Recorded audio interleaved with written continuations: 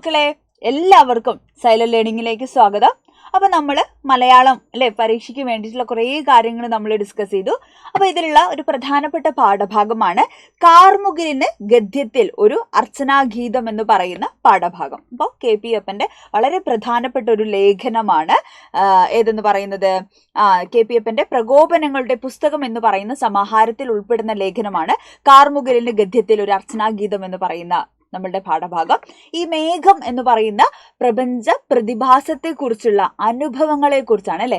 എങ്ങനെയാണ് ഈ മേഘത്തെ കാണുന്ന സമയത്ത് KP അപ്പന് അത് അനുഭവപ്പെടുന്നത് എന്നതാണ് ഈ ഒരു ലേഖനത്തിൽ പ്രധാനമായിട്ടും പറയുന്നത്. അപ്പൊ അദ്ദേഹം കുറച്ചല്ലേ നല്ല കടുകട്ടിയുള്ള ഭാഷയിലൊക്കെ പറഞ്ഞതുകൊണ്ട് നമുക്ക് പെട്ടെന്ന് അത് ഗ്രഹിക്കാനൊക്കെ ബുദ്ധിമുട്ടാണ്. പക്ഷെ ഈസി ആയിട്ട് നമുക്ക് പഠിക്കാൻ പറ്റുന്ന ഒരു പാഠഭാഗമാണ്. ഏറ്റവും കൂടുതൽ ചോദ്യങ്ങളൊക്കെ പരീക്ഷയ്ക്ക് വരുന്ന ഒരു പാഠം കൂടിയാണ് കേട്ടോ. അപ്പൊ നമ്മൾ ശ്രദ്ധിച്ച് എന്ത് ചെയ്യണം, പാഠഭാഗം പഠിച്ചിരിക്കണം.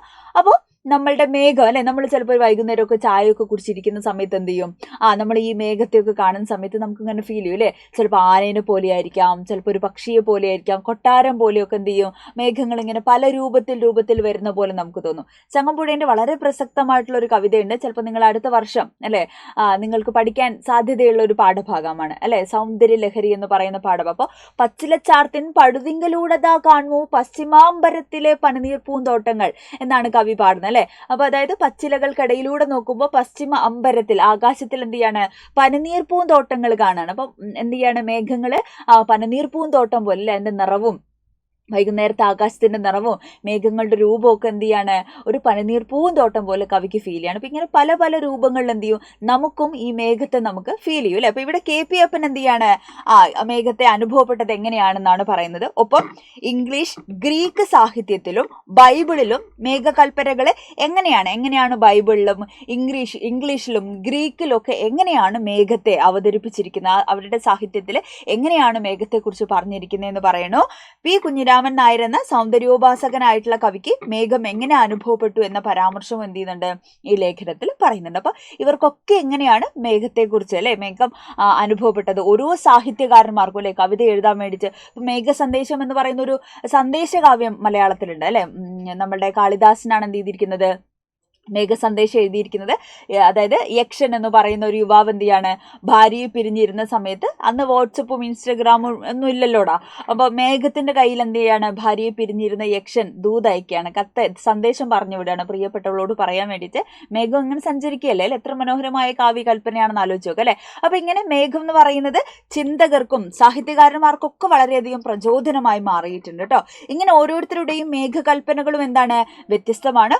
ഓരോ മേഘകൽപ്പനയ്ക്കും എന്താണ്, തനതായ സൗന്ദര്യമുണ്ട്. ഇങ്ങനെ സർഗാത്മക രചനയെ സഹായിക്കുന്ന സാർവലൗകികമായിട്ടുള്ള ഒരു വിഷയമാണെന്ത്, നമ്മളുടെ മേഘം എന്ന് പറയുന്നത്. കൽപ്പനകളുടെ സ്വതന്ത്ര ലോകം എന്ത് ചെയ്യുന്നു, അത് തുറന്നു വിടുകയാണ്. അപ്പൊ നമുക്ക് പ്രധാനപ്പെട്ട കുറച്ച് ചോദ്യങ്ങൾ നമുക്ക് നോക്കാം. KP അപ്പന് എങ്ങനെയൊക്കെയാണ് കാർമേഘം അല്ലെങ്കിൽ മേഘങ്ങൾ അനുഭവപ്പെട്ടെന്നുള്ളതാണ് അല്ലെ. അദ്ദേഹത്തിന് സിംഹമായിട്ടും ഏകാഗിയായ കാർമുകിലായും പ്രചോദനത്തിന്റെ നീലക്കാറായിട്ടും ഒക്കെയാണ്, ചെറിയ ചെറിയ കൊടുമുടികളൊക്കെ പോലെ എന്ത് ചെയ്യണോ അദ്ദേഹത്തിന് മേഘത്തെ അനുഭവപ്പെടുന്നു എന്നാണ് പറയുന്നത് കേട്ടോ. ഇനി ഒരു ചോദ്യം നോക്കിയേ മക്കളെ, KP അപ്പന് കാർമേഘം പ്രചോദനത്തിന്റെ നീലക്കാറായി മാറുന്നത് എങ്ങനെയാണെന്നുള്ളതാണ്. മഴക്കാരനെ നോക്കി നിൽക്കുമ്പോൾ അദ്ദേഹത്തിന് മനസ്സിൽ പുതിയ ഉണർവ് ലഭിക്കുകയും അതേപോലെ ഒരുപാട് ആശയങ്ങൾ വന്ന് നിറയുകയൊക്കെ ചെയ്യുന്നുണ്ട് മനസ്സിൽ. അത് അദ്ദേഹത്തിന് എഴുതാനുള്ള താല്പര്യം ജനിപ്പിക്കുകയാണ്. ആകാശത്തിന്റെ മഹാവിസ്തൃതിയിൽ ഭൂമിയുടെ വന്ധ്യത ഇല്ലാതാക്കുന്നു എന്ന പ്രയോഗം സൂചിപ്പിക്കുന്ന എന്താന്നുള്ള ചോദ്യമാണ്. വിശാലമായ ആകാശത്തിൽ ഘനീഭവിച്ചിരിക്കുന്ന മഴയാണെന്ത്, മേഘങ്ങൾ എന്ന് പറയുന്നത്. ഈ മേഘങ്ങൾ മഴയായി പെയ്തിറങ്ങുമ്പോൾ ഭൂമിയിൽ എന്ത് ചെയ്യുന്നു, സസ്യജാലങ്ങൾ അതായത് പുതിയ പുതിയ തലമുറകൾ, പുതിയ പുതിയ ജീവനുകൾ ഉണ്ടാവാണല്ലേ. അപ്പൊ ആ വന്ധ്യത എന്ത് ചെയ്യാണ്, മഴയായി പെയ്തിട്ട് എന്ത് ചെയ്യുന്നു, ഇല്ലാതാക്കുന്നു. ഇങ്ങനെ സസ്യജന്തുജാലങ്ങൾക്കോ മനുഷ്യനോ മഴയില്ലാതെ വെള്ളമില്ലാതെ നിലനിൽപ്പില്ല അല്ലെ, ജലമില്ലാതെ ജീവിക്കാൻ കഴിയില്ല. അപ്പൊ ആ ഒരു എന്താണ്, ഭൂമി വറ്റി വരണ്ട് നശിക്കുന്നതിനെ എന്താണ് ഇല്ലാതാക്കുന്നത്, മഴയാണ്, മേഘമാണ് ഇല്ലാതാക്കുന്നതെന്നുള്ള ആ ഒരു പരാമർശമാണ്. ഇനി ലേഖനത്തിൽ പരാമർശിക്കുന്ന ഗ്രീക്ക് സാഹിത്യകാരന്മാർ ആരൊക്കെയാണ്, അവരുടെ മേഘകൽപ്പനകൾ എന്തൊക്കെയാണ്, വേർഡ്സ്വർത്തിനെ കുറിച്ച് പറയുന്നുണ്ട്, വില്യം ബ്ലേക്കിനെ കുറിച്ച് പറയുന്നത്, യേറ്റ്സിനെ കുറിച്ച് പറയുന്നുണ്ട് അല്ലെ. ഇവരാണ് ലേഖനത്തിൽ പരാമർശിക്കുന്ന സാഹിത്യകാരന്മാര്. വേർഡ്സ്വർത്ത് മേഘത്തെ ഏകാഗി എന്നാണ് കൽപ്പന ചെയ്യുന്നതെങ്കിൽ വില്യം ബ്ലേക്കിന് മേഘം ദൈവത്തിന്റെ തേരാണ്, യേറ്റ്സിന് മേഘത്തെ ഫലപ്രദമില്ലാത്ത തത്വം എന്നാണ് വിശേഷിപ്പിക്കുന്നത്. അപ്പൊ ഇതൊന്നുമല്ല നമുക്ക് പഠിക്കാനുള്ളത്, ഇതിലും ഒരുപാട് കാര്യങ്ങൾ, ഇത്രയേ ഉള്ളൂ എന്ന് വിചാരിക്കരുത്, ഒരുപാട് കാര്യങ്ങൾ നമുക്ക് അല്ലെ നീണ്ടു പരന്ന് കിടക്കുകയാണ് മലയാളം ഫസ്റ്റ് അല്ലെ. 2 ടെക്സ്റ്റിലായിട്ടാണ് നമുക്ക് പഠിക്കാനുള്ളത്.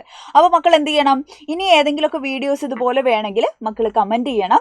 ഏതൊക്കെയാണ് വേണ്ടത്, എന്തൊക്കെയാണ് വേണ്ടത്, നമ്മൾ ലൈവിൽ എന്തൊക്കെ പറയണം എന്നൊക്കെ ഉള്ളത് മക്കൾ കമന്റ് ചെയ്യണം. ബാക്കി പാഠഭാഗങ്ങളും പ്രധാനപ്പെട്ട ക്വസ്റ്റ്യൻ ആൻസേഴ്സ് ഒക്കെ നമുക്ക് മാരത്തോൺ ലൈവുകളിൽ നമുക്ക് ഡിസ്കസ് ചെയ്യണം. അപ്പോൾ എല്ലാവരും ഉഷാറായിട്ടിരിക്കുക, നന്നായിട്ട് പഠിക്കുക. ഈ പ്രാവശ്യം മലയാള ഫസ്റ്റ് എന്ത് ചെയ്യും, നമ്മൾ അടിപൊളിയായിട്ട് ഉഷാറായിട്ട് നമ്മൾ പരീക്ഷ എഴുതും.